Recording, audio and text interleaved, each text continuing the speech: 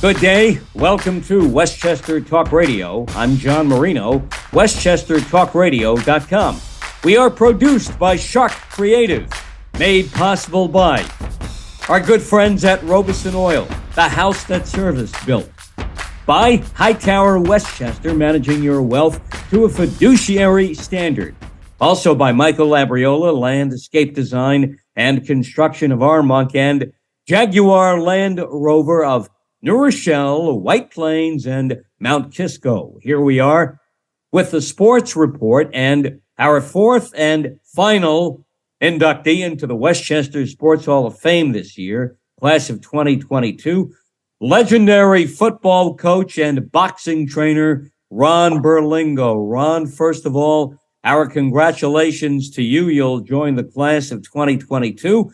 Along with Sprain Lake Golf Pro for, wow, how many years now? 47 since 1975. Tom Avezzano, Lakeland High School and Syracuse University lacrosse legend.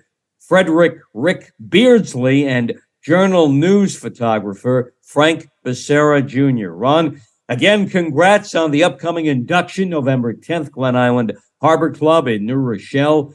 You have a really interesting story, having grown up in the White Plains area and coming up through the school system.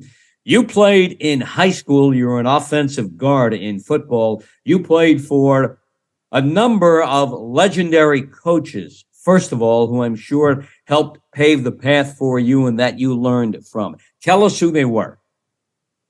Okay, Dean Laux was the head coach the second year. He acted as head coach my junior year. Harry Jefferson, who played at Illinois, was a great player and tried out with the Jets. And Brant Winterstein. Those are my three coaches. Couldn't have done any better.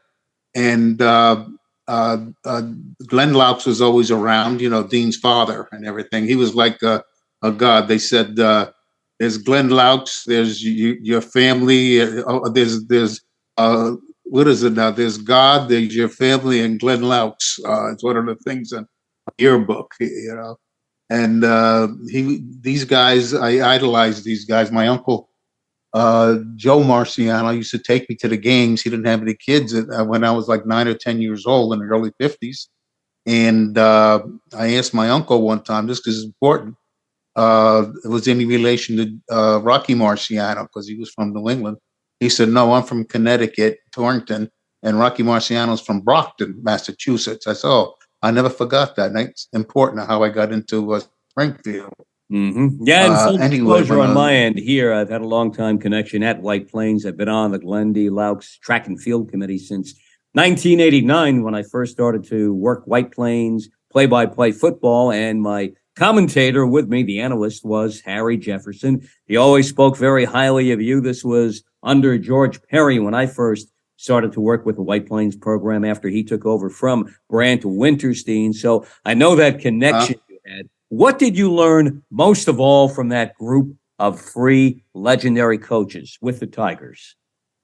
Well, from Dean Laux, I learned an awful lot of, besides philosophy, with the coaches and the atmosphere there. I learned an awful lot of line blocking, interior line offensive blocking, and he was a great line coach. Being a quarter, and it's what's surprising, being a quarterback through high school. I think they won 34, 35 in a row. Yeah, with Harry on that team, matter of fact, too. He never let me or other people forget that. So, yeah, and he for my from his. He went to Yale and was undefeated there. I think they won the what do they call it? The Ivy League championship. Right. And they came back and he started coaching. He taught social studies and he coached our school there. I mean, these guys, I really idolized these guys, and to play for them was unbelievable. And I was on the field. I was right near where Harry broke his leg his junior year, I believe. And they carried him off there. And then, one time I had to speak at the White Plains dinner, and I said, "I'll tell you how long ago the ambulance was a was a what, Barry? Was a horse and buggy, And the Indians gave him a break, and and then Grant Winterstein came in. He had just graduated from Springfield, where he was a captain at 165 pounds. But they used to have to play both ways then. And he came in 1960 season, and he was assistant coach. He ran the scout teams and everything. And he did me a great service. He taped my leg with a special tape job. I had surgery on my knee, and I actually got through a season and was able to get into Springfield because I played good football, thanks to him and his tape job from that he learned in Springfield. Mm-hmm. It was called the Duke Simpson tape job. I always used that later on in my coaching and everything.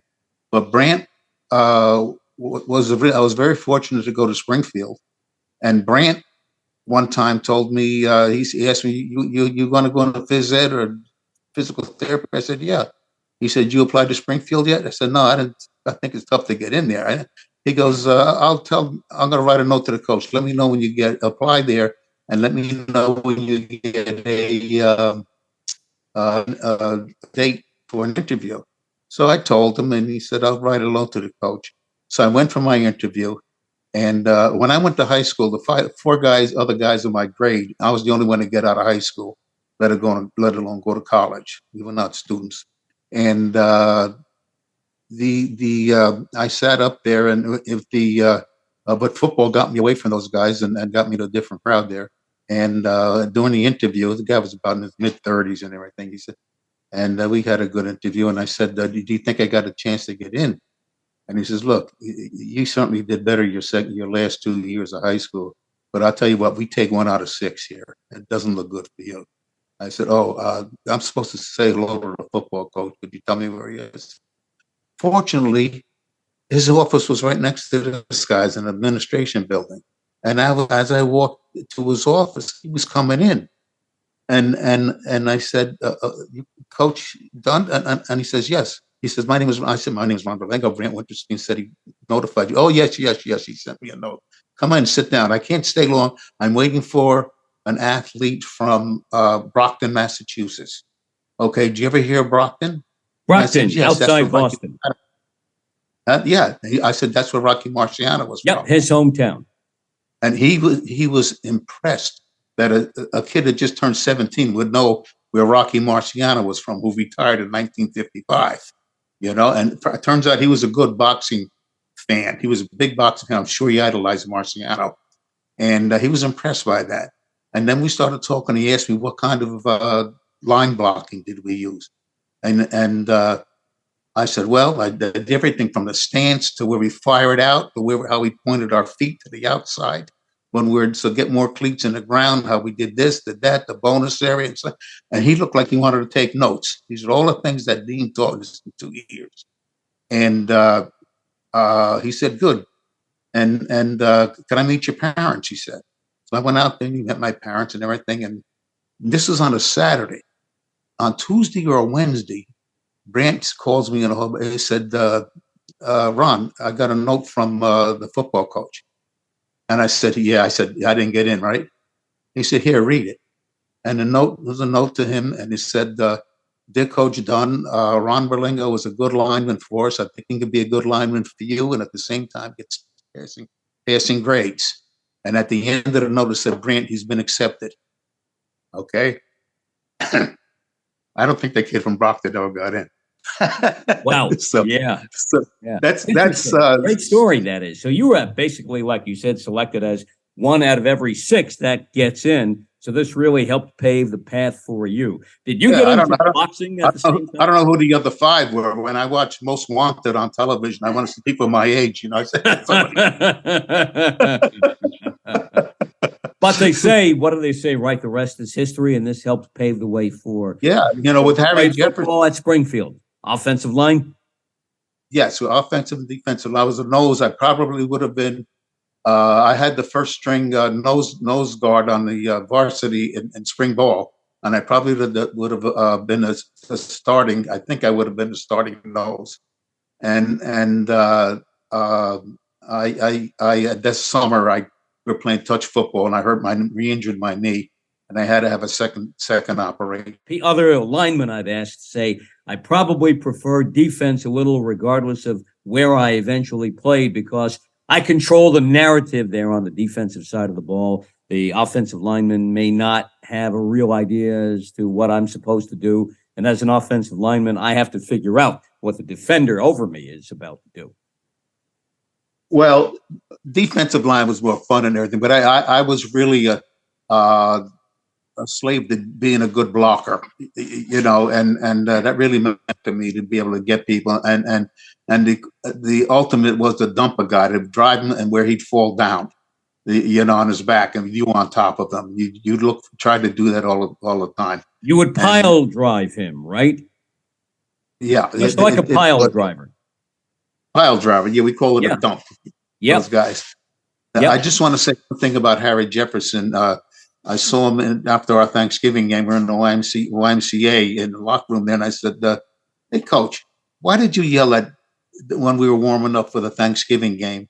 Why did you yell at Eddie ball in the right arm when he was running back a punt doing the drills? I mean, he doesn't run back punts, and he probably never go to play football again. I don't think. Why did you do that?" Because he didn't have the ball in the sideline arm running down back to front. And he said, "Ron, if anybody wants to be a coach, whenever they see something wrong, they've got to correct it, no matter who does it or when. Okay, you must correct things you see what they do wrong." I said, "Okay," and that was basically one of my philosophy coaching all those years. I always thought of him when I was working that didn't wasn't going to play or anything like that, just to make him a better player. And I think that helped me tremendously. Mm-hmm. I have a Harry Jefferson story along those lines, too, in the broadcast booth. Back in the early 90s at a game at Parker Stadium in White Plains, Harry started to talk about somebody who I guess he didn't like the way that young man practiced during the week when he stopped by a White Plains practice. And I said, well, Harry, maybe he's trying to save himself for today, for Saturday. Maybe he just doesn't want to get hurt. And Harry wasn't going to let that go.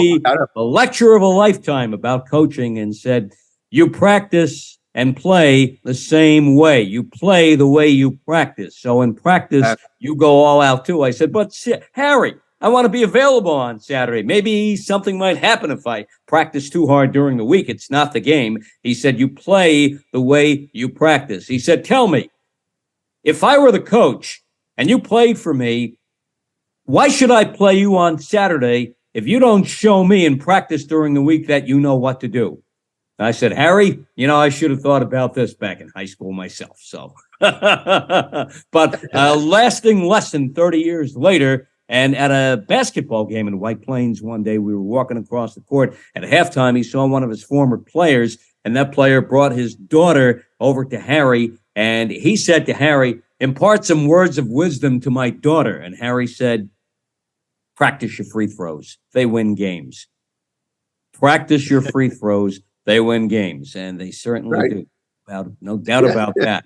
Harry Jefferson, one of the all-time great legendary sports and academic figures, longtime vice principal, matter of fact, at Glen Island High School. Right. And Harry enjoying his retirement the last number of years. And who is a better golfer than Harry Jefferson, Ron? Nobody, right?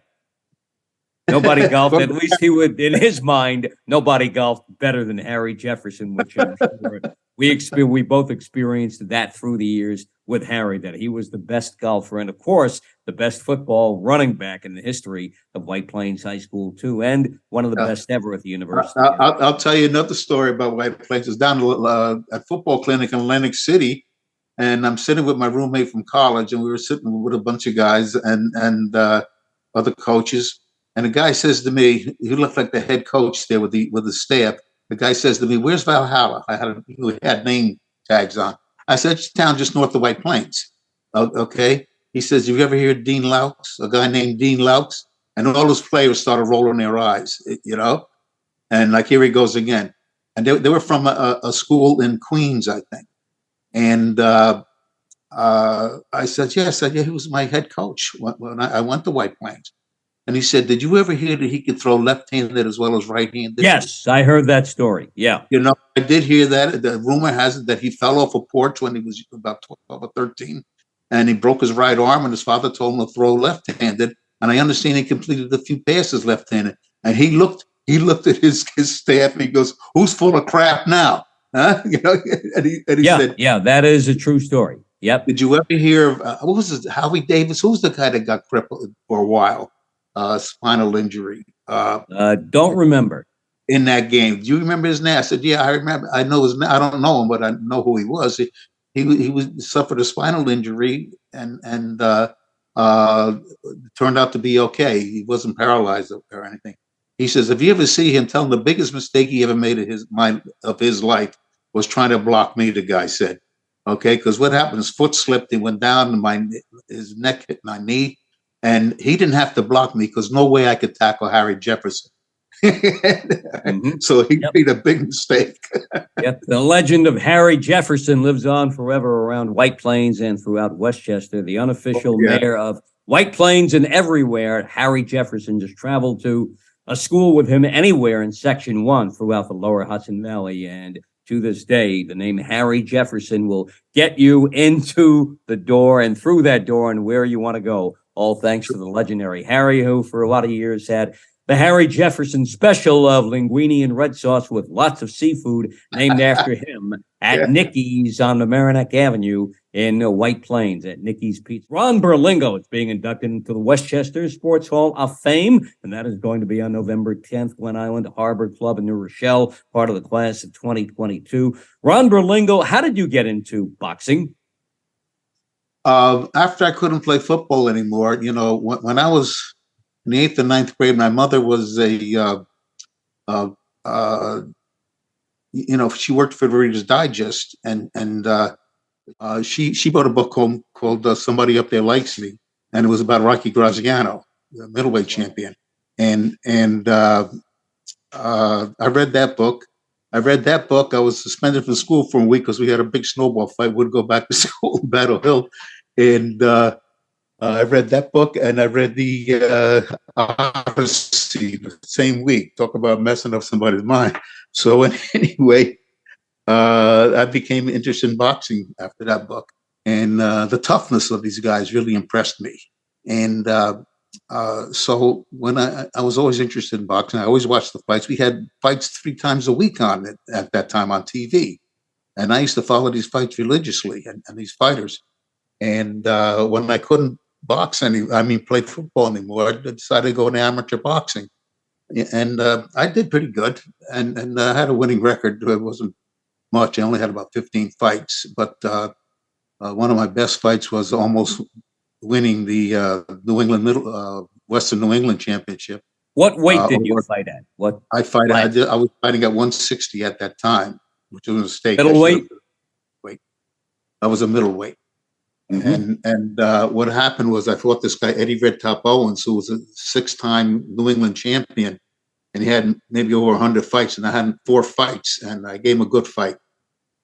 He won the first round easily. I was pulled even in the second round. I won the third round, and because of that, I was favored big to win and he went all the way to the semifinals of the Nationals then. And I was favored to big there to go in and win the title that year, the next year. Well, what happened was, we didn't wear headgear then. What happened was I was bobbing and weaving with this guy, and he slipped, and his head came down. We had headbutt, and he opened a big cut in my eye. And it was near the end of the round. I couldn't knock him out. I knew they were going to stop it when I saw the blood in my glove. And so I couldn't do that. So what happened was, after about 3 weeks, they called me up. The guy called me up and said, "Listen, the light heavyweight, he's in a service. I think he was in the Air Force, and he can't go to the Nationals. He won the New England's, and he can't go to the Nationals because he has to wear headgear because he's in the service. Oh, can you build yourself up to 176 pounds?" I said, "I have to lose 6 pounds." I went on a tear, with the thing. So I had a few days to get ready. Of course, I couldn't really get in shape. And I represented New England in the Nationals, 176-pound class. I won my first fight over the Upper Midwest champion. And the second fight, I lost to the Missouri Valley champion. And I really, I sat you sit next to your opponent and move up in the ring. There's 3 rings in there. They got a bell, a whistle, and a horn. And what happened was I found out later that I fought last on the first. There was an uneven number of fighters, so somebody gets a bye. I fought last on the first round and first on the second round. I fought the guy with the bye. I was supposed to fight first on the first round and last on the second round, the guy that fights the bye. But they screwed up the New England people there. So I had a tough time. He wasn't anywhere near as good as the guy I beat, and I could hit him anytime. I don't think he hit me hardly at all. But anytime we got in a clinch, my knees would buckle. And I'd get up, and the referee said, "What's on this guy's shoes? He keeps slipping." Well, there was a great fight. The Missouri Valley guys, they carried me halfway to the locker room. It was such a great fight, because they saw me fight a few minutes before, maybe a half hour before, and won a decision. So that was that. And I'll tell you a quick story. Sometimes, things. Sometimes you don't do certain things that are good. Riding down the elevator to the fights the first night, you had to fight twice the first night. There was the guys from the Los Angeles team pushing each other around in the elevator and everything. I said, "Look at these jerks." And there's one guy looked like he might have had a little bleached hair or something, like a small heavyweight if he was a fighter. And I said, "How does tell this guy to shape up, and or I'll smack him around." And anyway, I never did that. So I was talking to that guy I beat after the second fight, and I hear boom. I look up in the center ring, and there is this fighter, Preacher Durham, they had a big article on that day. This Kansas City fighter, big guy, about 65, 260. He's laying flat on his back, and who's laying in the corner there? Who just dropped him? But the wise guy that was in the elevator. Okay, and I said, "Look at that! I can't believe that guy could fight." I mean, he twitched this guy. I mean, it's hard to knock somebody out, in the first round or 3 2-minute rounds. So I saw the guy fight later, and he fought this big guy, another big guy. He hit the guy in just over his left temple, and that guy sat down and didn't move. All right. Well, anyway, that guy, the wise guy that I saw the elevator, he knocked out 5 guys in 1 round and won the nationals. All right. And it's a good thing I didn't mess with him in the elevator, because the input no question about that. Yeah. Would still be in the war. You know who it was? Who was that? Jerry Quarry. Wow.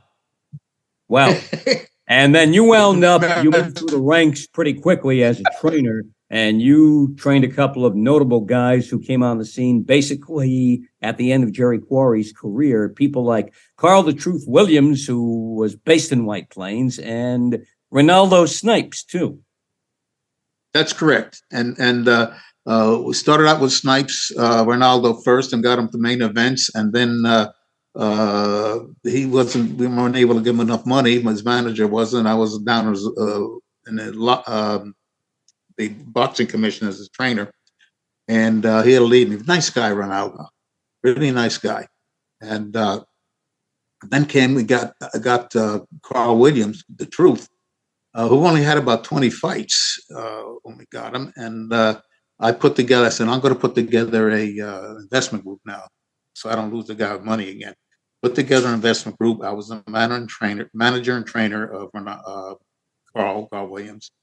And I got him up to 16-0. He had like 70 rounds and lost 1 round of 70 rounds. Made $250,000, was ranked in the top 10. And he went with other people, and believe it or not. And this is what happens in boxing. They're like Hollywood marriages. You get these guys, you build them up and everything. Then some people can tell him he should be making more money, and they believe anything. They know how to con people. But anyway, he wound up. Ronaldo wound up fighting Larry Holmes. He dropped Holmes, I think, in the 5th or 6th round. Holmes told my friend Richie Falsigno, that who worked with Momentum Enterprises, that's one of the hardest punches he ever took in his career. With Snipes hit him with a right hand, and then he stopped Snipes later in the 11th round. And Carl, the first fight from leaving us, with a whole new corner, he fought Larry Holmes, and he almost beat Holmes. It was a good fight, and then they put him in with the wrong guys and everything, and he got dropped a couple of times at one of the fights, and he wound up fighting. They wanted me to go back with him, but I wanted a contract, and that wasn't going to happen. And he wound up fighting Mike Tyson. Tyson, by the way, had sparred with us for a week in White Plains. I put him in a Central Avenue motel with Kevin Rooney. And it's a funny story. I told Cus D'Amato, I'm going to, he trusted me, Cus, that Kevin was just taking over from Teddy Atlas.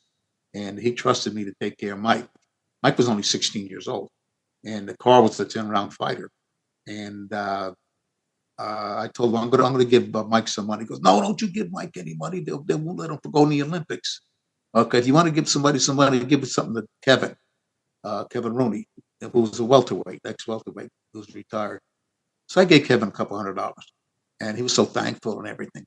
And a couple of years later, Tyson won the heavyweight championship, and he was fighting. I think he had to fight Spinks or something, and I think his purse was $20 million.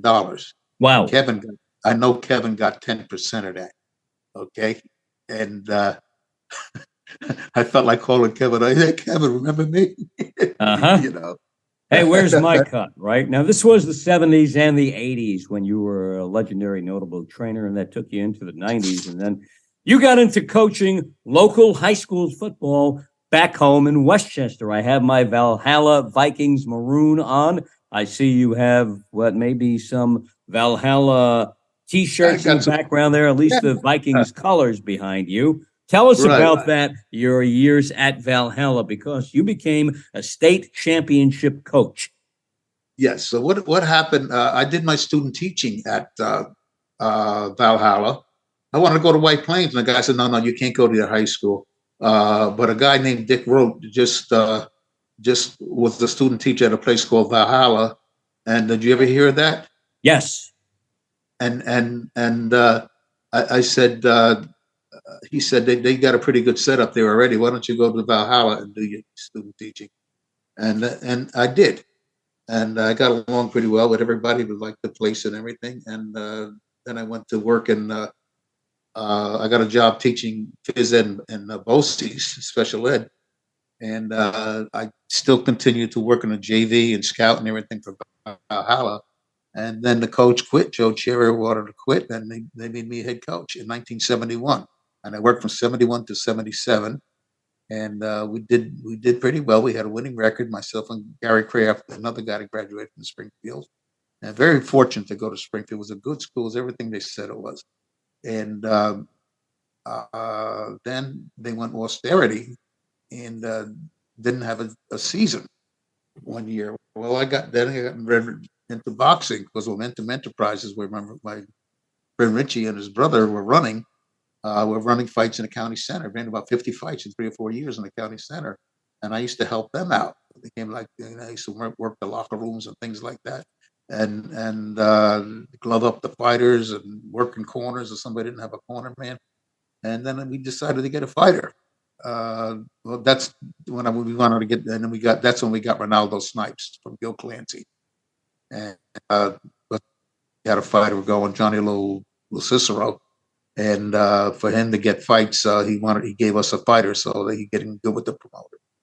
So that's how we started with Ronaldo. I turned him pro. We lived in White Plains and got him up to main events, and took the other guy up to main events, of course, also Carl Williams. And and then in the 90s, your tenure at Valhalla as the head coach. Yes. My son, I wanted to coach my son, Greg, who looked like he'd be a good wish-run quarterback. We ran a triple option, and he did. I took over, and we went 3-5 the first year, and then we went undefeated, and then we wound up soon Section 1 because we didn't get the bowl game. It was a long story. And then we were 2 games, 2-4-1 or something. So our last 5 games of the 1995 season, we were undefeated, and then we went 12-0 to win the state championship in '96. And then we won the next 4 games. Well, we were 20-0-1 at one point, had the most wins. We were on had the most wins as undefeated teams in New York State. All teams, not just D or B. And oh, by the way, we won a Class B championship my second year. That too. Yep.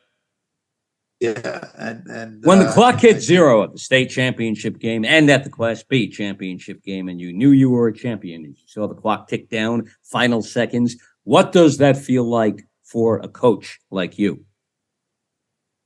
Well, it's good. I care more about the kids because I know they'll never forget that the rest of their lives. You know, to win a championship like that. I think there were over 100 D schools in Class D that year. I don't know how many played football, but a lot of them did. And ones that didn't combined with schools that did. Like the school we played was Caledonia, Mumford, two school systems there. And they had won 3 years in a row the class championship, the state championship. And they went up and beat them. Everybody said they were 3-time champs. You know, the people think that the same players don't stay there every year. Right, and that's a real catch about coaching in high school and college, that you get turnover every year and you have to adjust and adapt every year. What worked this year with the group of guys I had may not work next year or 2 years down the road with the group of guys I'll have then. This goes for any sport in high school and college. Boys, girls, male, female, that things change every year and a coach has to adapt. Absolutely. You have to, find your guy. I was fortunate in that I taught phys ed at Valhalla, and I could check the kids out in the 6th and 7th grades in my classes all the way through to 12th grade. You can recruit in your own way, right? As they came up through the phys ed classes were recruiting for football. So, and the first thing we tried to find a quarterback. I always look for a kid that had a good arm that could throw a ball pretty far. And we didn't pass much, but we wanted to be able to put the ball out there so to keep the corners away from our pitch man. And a kid who was a good running back. And that's basically where we found our quarterbacks. Mm-hmm. Nowadays, you're down in Florida and you've taken up a new sport, golfing. Well, how's that going? maybe the fellow that coached 40 years will give me some lessons. It's too late. The golf is not bad. The last 2 times I played, I did pretty well. I got an 85 and a 92. I was having trouble breaking 100. Yeah, and I don't know why it changed. You might be on the PGA Tour soon up in Ponte Vedra Beach, right? Yeah. Well, that Augusta's not. I don't have a place to stay in Augusta, so I'm not going to be able to play this year. The Masters. Ron Berlingo, legendary high school football coach at Valhalla, legendary football star at White Plains High School, especially as a guard on offense, and also notable boxing trainer for many, many years, handling the likes of Ronaldo Snipes and Carl the Truth Williams, who I guess grew up in Queens, but by the time he got to you, Ron, he was based with his boxing out of the city of White Plains. Ron Berlingo, class of 2022, 3 others being inducted the night of November 10th, Glen Island Harbor Club over in New Rochelle, Westchester County Department of Parks, Recreation, and Conservation, running the show that night. If you'd like to go to, give the County Parks Department a call, if you would, or look them up online. Also, too, Ron, congratulations to you. Well over 260 members now in the Westchester Sports Hall-of-Fame. We'll see you the night of November 10th at the Glen Island Harbor Club in New Rochelle with you and the rest of the class of 2022. Ron Berlingo, congrats again. Thank you. Can I quickly congratulate my fellow inductees? Go right ahead. And the selection committee, of course. I want to thank them. And thank you very much for having me on. Ron Berlingo, we thank you for joining us here on the Sports Report, Westchester Talk Radio, westchestertalkradio.com. I'm John Marino, produced by Sharc Creative, made possible by Robeson Oil, the house that Service built. Michael Labriola, landscape design and construction of Armonk, and also by Hightower Westchester, managing your wealth to a fiduciary standard, and also by Jaguar Land Rover of New Rochelle, White Plains, and Mount Kisco. Catch all of our Westchester, Rockland, Putnam, Dutchess, Orange, and Fairfield County talk radio programming on our YouTube channel, Sharc Creative YouTube. Download our Westchester Talk app. Take it with you anywhere and everywhere you go, 24/7, 365. And yes, now we are on Apple Podcasts too.